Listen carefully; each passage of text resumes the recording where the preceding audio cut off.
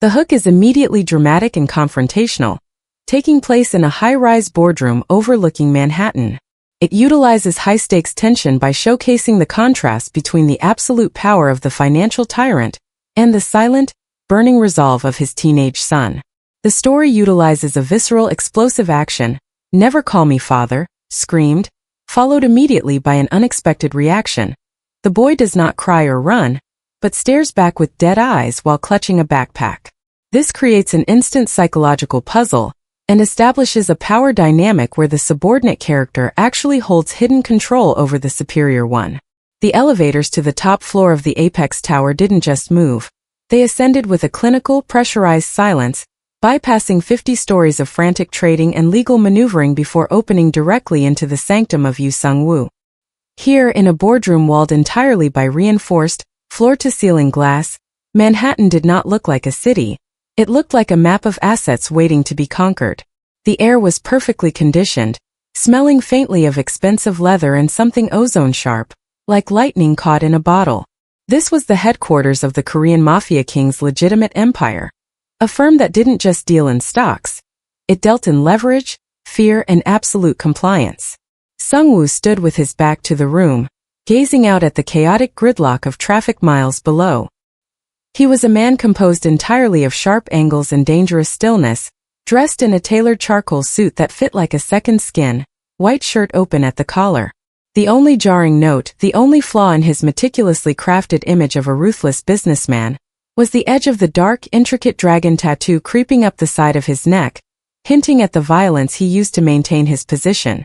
He didn't turn when his chief legal counsel, a nervous man named Park, entered holding a tablet. Sung-woo didn't need to look to know who was behind him. His empire operated on a level of awareness that borderlined on psychic. "The Asian accounts are secure, Chairman Yu," Park stammered, his eyes darting to the floor. "But the Jung faction is making noise on the docks again." Sung-woo finally turned, the movement slow and terrifyingly controlled. His eyes were cold, dead, holding the same look that had made hardened criminals kneel in the dirt of Incheon. "Let them make noise, Park. Noise is for those who cannot act. We operate in silence." He walked toward the massive obsidian desk in the center of the room, his movements effortless, designed to intimidate without needing to scream. He was the king of Wall Street, a man who had built a billion-dollar tower on a foundation of illicit deals, blackmail, and an absolute refusal to be vulnerable. For 23 years, he had kept his two lives, the corporate tyrant and the criminal boss, in separate locked compartments. He had no wife, no close confidants, and until this morning no known weaknesses. The power in this room was absolute, a heavy, suffocating pressure that forced everyone else to hold their breath. Sung-woo was not just managing wealth, he was managing loyalty through terror. His men did not work for him because they respected him. They worked for him because they were terrified of what he would do if they failed. And yet, for all his control, as he sat in his leather chair, a sudden, inexplicable tightening in his chest made him look toward the heavy steel door of his boardroom, as if he could feel the cracks beginning to form in the fortress he had spent a lifetime building. The silence of the top floor was shattered not by a sound, but by a sudden, frantic chime from the secure terminal on Sung-woo's obsidian desk. It was an encrypted alert, one that bypasses all public channels, used only for information deemed catastrophic. Sung-woo leaned forward, his knuckles clenched tight on the polished surface, the tattoo on his neck seeming to pulse as he tapped his fingerprint onto the scanner. A file materialized on the screen. Project Obsidian. It was a dossier, a comprehensive blueprint detailed by the rival brokerage firm, holding evidence of everything Sung-woo had spent decades hiding. They didn't just have proof of tax evasion. They had transaction logs linking Apex Tower directly to the illegal drug routes in Busan, wire transfers to the Jung faction, and surveillance photos of Sung-woo himself leaving a high-stakes gambling den in Seoul. The sheer precision of the data was staggering. A scalpel intended to dissect his empire right down to the bone. His breathing remained steady, but his eyes narrowed into lethal slits. The dossier wasn't just a threat. It was a map to his destruction, designed to turn his legitimate Wall Street firm into a criminal liability that the authorities would dismantle brick by brick. He reached for the intercom, his voice like grinding steel. "Park, get in here. Now." While he waited, Sung-woo paced the floor. The paranoia he usually kept buried beginning to claw at his throat. He wasn't afraid of the police. He was afraid of losing the total control he had fought so hard to gain. This dossier meant someone close to him had broken the silence. Someone had talked. The King of Wall Street, a man who had never once been made to flinch, felt a cold sweat break out along his spine. He looked at the dossier again, the details of his impending downfall shining on the screen, and for the first time in 20 years, he realized he was out of time. The elevator dinged and Park rushed in, his face pale and sweating. He took one look at Sung-woo's expression and stopped dead in his tracks. "They're not just trying to take the firm, Park," Sung-woo said, his voice terrifyingly quiet. "They're trying to take everything." The dossier still burned on the obsidian screen, a digital countdown to the destruction of the Apex Tower, when the heavy steel doors of the boardroom hissed open. Sung-woo didn't turn. He didn't need to. The scent of rain and cheap coffee drifted in, followed by the sound of tentative footsteps. It was Justin. The boy stood in the doorway wearing a charcoal hoodie that seemed too large for his frame, clutching a ragged backpack like a shield. He looked nothing like the ruthless kingmaker Sung-woo presented to the world, and everything like the fatal mistake Sung-woo had made 17 years ago in a small apartment in Queens. "You shouldn't be here," Sung-woo said, his voice dropping an octave, turning slowly to face his son. The contrast was agonizing, the polished titan of finance against the raw, vulnerable reality of his blood. Justin didn't shrink back from the intensity of his father's gaze. He stood upright, his expression stoic, furrowing his brows with a determination that mirrored Sung-woo's own. "Mom sent me. She said it was time." The mention of Carol broke through Sung-woo's icy exterior, triggering a panic he hadn't felt in decades. He couldn't let Justin stay. He couldn't let this boy become a pawn in the war that was about to incinerate everything. If the Jung faction found out about Justin, they wouldn't just kill him. They would destroy him just to see Sung-woo break. "Time for what?" Sung-woo roared, stepping around the desk, his knuckles white as he gripped the edge of the polished mahogany. "To die? To be taken by the people I fight? Get out." He gestured wildly toward the elevators, his voice echoing off the reinforced glass. "Never call me father. Do you understand me? You are nothing to this firm. You are nothing to me." He expected tears. He expected fear, the kind that made men tremble when he yelled. Instead, Justin just stared back with those dead, identical eyes, looking through Sung-woo, assessing him with a cold intelligence that made the dragon tattoo on Sung-woo's neck feel like it was tightening. The boy didn't scream back. He just tightened his grip on his backpack, his expression tightening into something that looked dangerously like contempt. "Go," Sung-woo whispered, a sudden terrifying emptiness washing over him as he saw the boy turn without a word. As the elevator doors closed, cutting off the sight of his son, Sung-woo felt the walls of his empire begin to crack, realizing that in his desperate attempt to keep Justin safe, he had pushed away the only person who might actually be able to save him.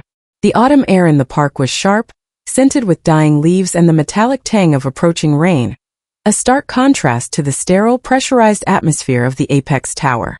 Justin sat on a wrought iron bench, his hands buried deep in the pockets of his charcoal hoodie, his posture relaxed yet impossibly focused. He wasn't watching the commuters rushing past. He was watching the reflection of the city in a puddle, his dead eyes calculating the angles of the buildings. He had just been discarded by the most powerful man in New York, told he was worth nothing. Yet there was no trace of devastation on his face. Instead, there was a terrifying, quiet stillness, a patience that belonged to a predator waiting for the perfect moment to strike. "Justin." He didn't jump when his mother's voice broke the silence. "Carol B." Keithley stepped into his line of sight, her face twisted in a mixture of love and raw anguish, tears drying on her cheeks. She wore a tailored burgundy pantsuit that looked out of place in the rustic setting, her hands trembling as she reached out to firmly grip his shoulder. Did he say it?" she asked, her voice barely a whisper, broken by the weight of the question. Justin slowly turned his head to look at her, his expression impassive, completely devoid of the hurt she expected to see. "He did. He told me to never call him father. He told me I was nothing to him." Carol let out a shaky breath, turning away to hide the fresh tears springing to her eyes, her hand tightening on his shoulder. I should never have sent you there. I thought if he saw himself in you. It doesn't matter, Justin interrupted, his voice flat, devoid of emotion. He finally stood up, dwarfing her, his gaze shifting back to the city skyline where the apex tower loomed, a jagged needle piercing the gray clouds. He's wrong, Mom. He thinks I'm a child he can throw away. He thinks he's in control. Carol looked up at her son, seeing for the first time not just the boy she had raised, but the terrifying power that had simmered in him all his life, a power he had clearly inherited from the man who had just rejected him. The boy who was supposed to be weeping was planning, his mind moving with a cold efficiency that made her feel suddenly very cold. Justin tightened his hoodie, turning away from the view of the tower and towards the city, his face set in stone. He had walked out of that boardroom not as a defeated child, but as an architect of destruction, and he had already begun to map out exactly how to set his father's world on fire. The atmosphere in the boardroom was suffocating, the air thick with the silent panic of the board members who had witnessed the eruption. Sungwoo stood at the head of the obsidian table, his knuckles white as he gripped the edge, his charcoal suit jacket straining against his chest. He had just bellowed the words that were supposed to sever the final tie, the absolute rejection designed to keep his worlds apart, yet the echo of his own voice felt hollow in the vast silent room. Justin hadn't moved. He stood just inside the doorway, his casual charcoal hoodie a stark contrast to the tailored suits surrounding him, his hands shoved deep into his pockets. He didn't look like a boy who had just been shattered. He looked like a soldier analyzing the enemy's weaknesses. His expression was stoic, his brows barely furrowed, displaying a calculated determination that pierced through Sungwoo's rage. It was in those eyes, identical to Sungwoo's own in their utter lack of fear, that the Mafia king felt the terrifying, uncharacteristic sensation of dread. The silence in the room was absolute, broken only by the hum of the climate control and the frantic, shallow breathing of the legal counsel. Did you hear me, boy? Sungwoo roared again, though the conviction was fraying at the edges, replaced by a desperate need to make the boy flinch, to make him look away. You are not my heir. You are not my blood. Never call me father. Justin simply tightened his grip on his backpack straps, his gaze remaining locked on Sungwoo with a cold, dead intensity that made the older man feel exposed. It was a power dynamic that shattered the room's hierarchy. The subordinate character held absolute emotional control over the superior one. Sungwoo realized with a jolt of terror that he hadn't broken his son. He had simply revealed his own fear. As Justin turned and walked toward the elevators, his stride unhurried and precise, Sungwoo felt the terrifying weight of his own words, knowing he had just handed the ignition key to the person most likely to burn his empire to the ground. The boardroom was empty, the air heavy with the lingering scent of fear and the unspoken tension of the public disowning. Sungwoo stood alone by the vast window, the city lights below blurring into a chaotic tapestry of ambition and danger, mirroring the turmoil in his own mind. He was the king of Wall Street, yet in the silence of his fortress, he felt dangerously exposed. His gaze dropped to the sleek, obsidian surface of his desk, where the surveillance tablet lay, its screen dark, hiding the secrets he had ordered gathered. With a slow, deliberate motion, he activated it, scrolling through the dossiers his men had compiled on Justin over the last 2 years. The calm that followed the discovery of Justin's dossiers was short-lived, broken not by a sound, but by the relentless, synchronized pinging of the terminals in the main trading hub 50 floors below. Sungwoo stood at the window, still reeling from the realization that his son knew his secrets, when the emergency red light began to strobe across the boardroom ceiling. It was the indicator for a catastrophic market event. The Young faction wasn't just planning to kill him. They were dismantling his life's work in real time. Park burst into the room without knocking, his face the color of ash. Chairman, it's the Young firm. They're flooding the market with Apex stock, and simultaneously dumping our holding company's assets. It's a coordinated attack. They aren't just selling. They are actively destroying our liquidity. Sungwoo didn't move, his eyes fixed on the city lights, the dragon tattoo on his neck seeming to tighten. He felt a cold, paralyzing dread take root in his chest, not because he was losing money, but because he was losing control. The hostile takeover was a brute force assault, designed to bankrupt him before the authorities could even process the evidence from the dossier. He could hear the muffled frantic shouts from the trading floor below, a symphony of panic that meant the apex tower was falling. "Block the trading halts, Park," Sung-woo ordered, his voice terrifyingly calm, the voice of the Mafia boss rather than the businessman. "Buy back everything they dump. I don't care what it costs." "We can't, sir," Park stammered, his voice trembling. "They've triggered a margin call on our debt to the European banks. If we don't pay within the hour, they will seize everything. The firm is going under." Sung-woo turned away from the window, the terrifying weight of his situation settling over him. He had spent a lifetime building a fortress of money and fear, and it was being dismantled by a competitor who knew exactly where to strike. He walked to his desk, looking at the dossier that had started this chaos, and then at the spot where Justin had stood hours before. The King of Wall Street for the first time knew what it felt like to be completely powerless. "Then prepare for the end, Park," Sung-woo said, his voice dropping to a whisper. "And tell the security detail to prepare for a fight. If I'm going down, I'm not doing it in a suit." The warehouse on the edge of the industrial district was a cavernous tomb of rusted shipping containers and the smell of diesel, a stark contrast to the sterile, pressurized air of Apex Tower. It was the staging ground for Sung-woo's illicit operations, a place where loyalty was measured in silence and blood. Tonight it was filled with the tense, low murmur of 20 of Sung-woo's most trusted men, soldiers who had watched the market crash with growing panic, waiting for a command from a boss who seemed to have vanished. They were armed, dangerous, and utterly terrified by the speed with which the empire was crumbling. The heavy steel door groaned open, and the men instantly froze, hands moving to the weapons concealed beneath their jackets. They expected Sung-woo. They expected the dragon-tattooed tyrant. Instead, Justin walked in. He wore the same charcoal hoodie, his hands shoved deep into his pockets, his face a mask of cold indifference.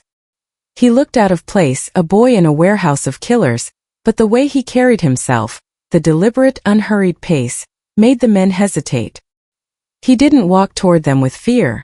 He walked with the absolute assurance of someone who owned the floor. "Who are you, kid?" The leader of the crew, a scarred man named Gene, stepped forward, his voice a gravelly warning. "This isn't a playground." Justin stopped, looking directly at Gene with those dead, identical eyes that had unsettled the most hardened criminals in Seoul. He didn't tremble. He didn't blink.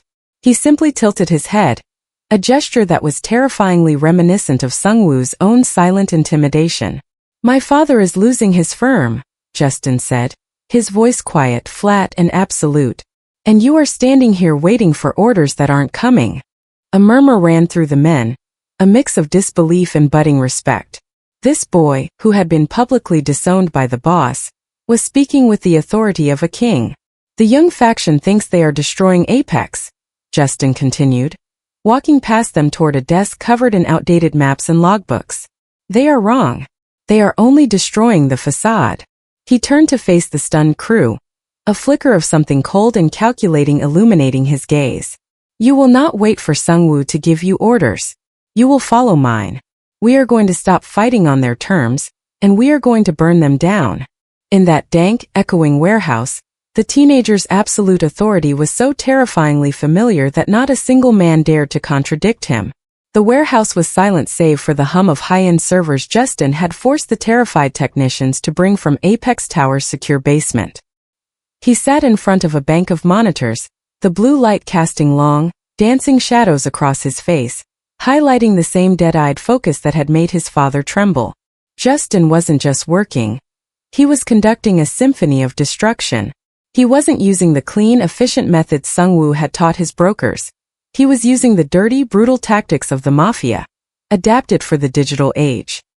He bypassed the rival firm's firewall not with a sledgehammer, but with a scalpel, utilizing backdoors he had discovered during his 2 years of surveillance. His fingers moved with terrifying precision across the keyboard, a stark contrast to the chaotic panic that was surely unfolding in the rival boardroom. He wasn't just stealing data. He was erasing existence. He deleted holding company records, corrupted transaction logs, and initiated a ransomware attack that encrypted their legal defenses, leaving them completely exposed to the authorities he knew were already investigating them. It was a digital fire, a blaze that couldn't be extinguished by money or power. Justin watched the terminal screens as the Jung faction's assets began to plummet, not with triumph, but with the cold, methodical satisfaction of a sculptor watching a statue take shape. He was dismantling their empire using the very strategies they had thought to use against his father, turning their greed into a noose. In his office 50 stories above, Sung-woo felt the tremor in the market before his brokers screamed. The panic that had gripped his firm evaporated, replaced by a confused silence as the rival's stock price didn't just drop, it vanished.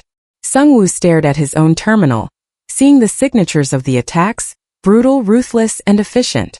They weren't the signatures of a Wall Street firm, they were the signatures of the Mafia. The realization hit him with the force of a physical blow. He hadn't just disowned a boy. He had unleashed a monster who was now burning his enemies to the ground, and for the first time, the King of Wall Street felt a terrifying surge of pride mixed with absolute dread.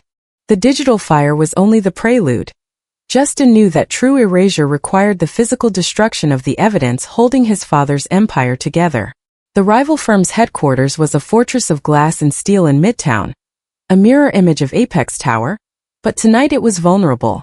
Justin stood in the back seat of a black SUV idling across the street, his face obscured by the shadow of his hoodie, the dead eyes fixed on the lobby entrance. He didn't need to be inside to command the chaos.